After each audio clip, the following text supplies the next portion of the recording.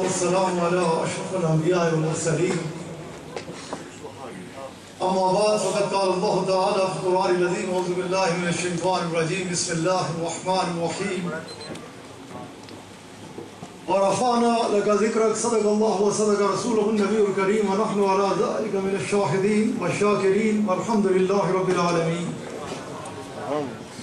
تمام تعریف اللہ وحدہ لا شریک کے لیے، اسی کی خاطر، اسی کو سجتی ہے، اسی کے لیے لائق ہے کہ جس کے سوا کوئی عبادت کے لائق نہیں، جو بڑا مہربان ہے، بہت کریم ہے، حد سے زیادہ نوازنے والا، کرم فرمانے والا،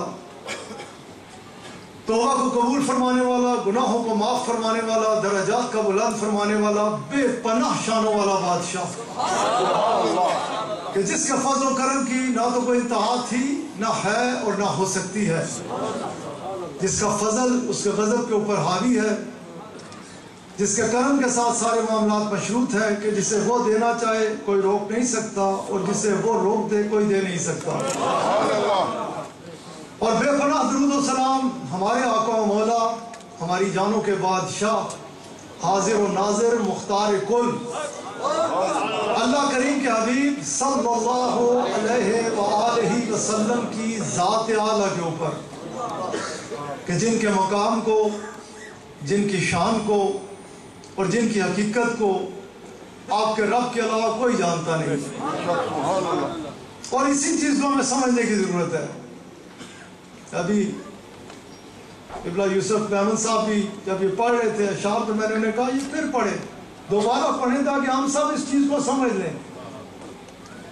اس دربار پاک کا صدقہ شعور ہے، اس دربار پاک کا صدقہ علم ہے، اس دربار پاک کی عطائیں ہیں. اس در صحیح ملا جسے بھی جو بھی ملا، بس جتنا ملا اس کے مطابق وہ اپنے آقا علیہ السلام کے ساتھ اپنی عقیدت کا اظہار کرتا ہے، اپنے آقا علیہ السلام کے دربار پاک میں حاضری لگانے کی کوشش کرتا ہے.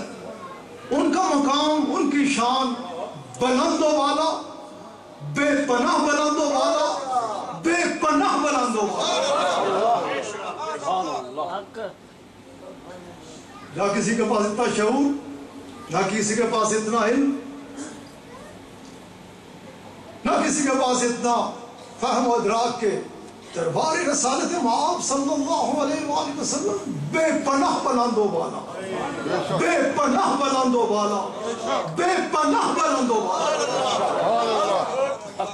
آپ علیہ السلام، آپ کی شانیں، آپ تو بے پناہ بلند و بالا ہے. آپ علیہ السلام آپ کے دربار پاک سے تو جس کسی کا رشتہ جڑ جائے نا، ابھی خوبصورتی سے قبلہ فراشفی صاحب، تمام حضرات، حافظ صاحب، سب نے، پیالی صاحب، قبلہ نے، سب نے اپنی اپنی عقیدت کا اظہار کیا. سب جن کے اوپر کرم ہے وہ اپنی عقیدت کا اظہار کرتے ہیں اور کرتے رہیں گے.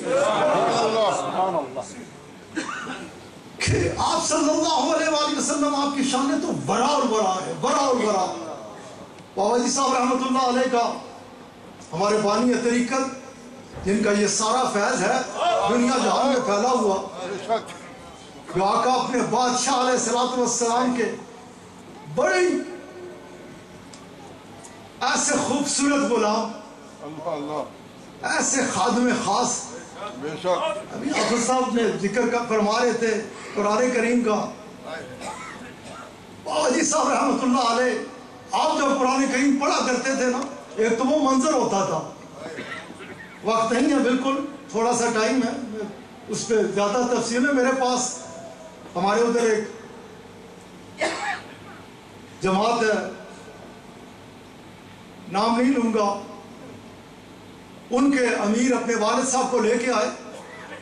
آج کوئی 10-15 سال پیشتر کی بات ہے.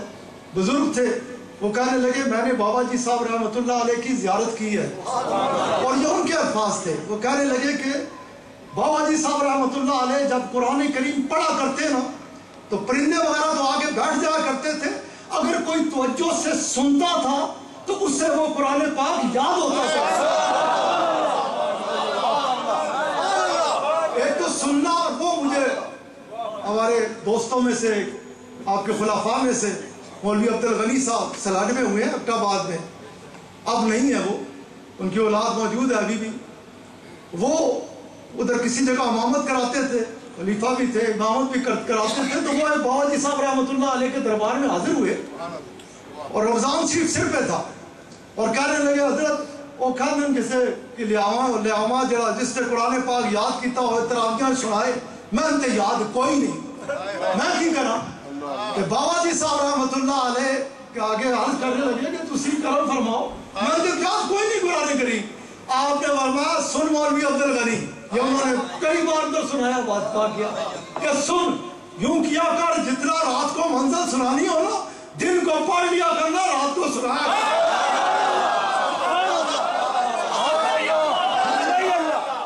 مولوی عبد الغنی صاحب تھے نا، صوفی عبد الرحمان صاحب آپ کے خلفاء میں سے ہوئے ہیں.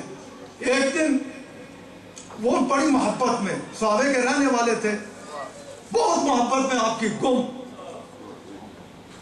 کہتے ہیں میں نوجوان تھا، ان کا بھی کچھ عرصہ پیشتری انتقال ہوا ہے. کہنے لگے کہ میں جوان بچہ تھا، بابا جی صاحب رحمۃ اللہ علیہ کی ایسی محبت تھی کہ جمعہ ہوندا تے میں نستا آپ دے کول پہنچ جاتا. پتہ نہیں جس طرح دو چار آنے کوئی کرایہ لگتا ہوندا سی، لیکن بس جمعے دا انتظار کرتا، اکٹھے کرتا تے آپ دے کول آ کے جمعہ پڑھتا. ایک دن آیا، آپ دے کول حاضر ہویا، آپ نے کہا کہ جا. کہتے ہیں میں نوجوان بچہ تھا، مجھے حکم دیا کہ جب تک میں آپ اس وقت ادھر جمعہ پڑھایا کرتے تھے جامع مسجد روڈ کے اوپر، آپ نے کہا کہ جا جمعہ پڑھا. کہتے ہیں میرے تو پسینے جمعہ نہیں پڑھا، جا کے جب تک میں آتا نہیں باز کر. کہتے ہیں میں ایک بچہ ان پڑھ، آتا پتہ ہی کسی چیز کا نہیں، میں بڑا گھبرایا. آپ نے کہا کہ جا کے کھڑا ہو جا جب تک میں نہیں آتا.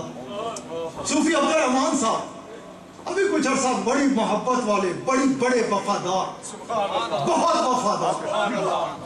بابا جی صاحب رحمۃ اللہ علیہ، قبلہ عالم ثانی رحمۃ اللہ علیہ، میں نے اپنے شیخ کے ساتھ دیکھا کہ آپ اس کے ساتھ دن رات ڈیوٹی کرتے.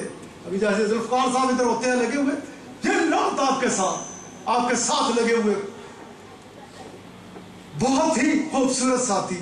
وہ کہتے ہیں میں گیا اور ادھر جب پہنچا اور میں کھڑا ہوا، اب مجھے کچھ پتا نہیں، حکم ہے، جا کے کھڑا ہو گیا. مجھے نہیں پتا کہاں سے آ رہا تھا، میں بول رہا تھا، میں آواز کرتا چلا گیا یہاں تک کہ بابا جی صاحب رحمۃ اللہ علیہ آپ نے تھپکی دی اور میں عبد الرحمان گھبرا گیا سے. فقیر تو اگر کسی لکڑی کو بھی حکم دیتا ہے وہی بابا جی صاحب جیسے حضرت فرما رہے تھے یہ کوئی سوال نہیں ہے، سوال ہو کیسے جس نے ذکر کے ساتھ اپنا تعلق جوڑ لیا ہو جائے صحیح. یہ ذکر بلند سے بلند کر رہا ہے، یہ ذکر سے اٹھا کے لے جائے. بابا جی صاحب رحمۃ اللہ علیہ اپنے آخری ایام میں فرماتے ہیں، آپ فرماتے ہیں اس وقت دوستوں میرے جسم کو دیکھتے ہو نا لاغر ہے، کمزور ہو گیا، لیکن اگر اس وقت میں ایک قدم اٹھاتا ہوں نا دوسرا قدم رکھنے کے لیے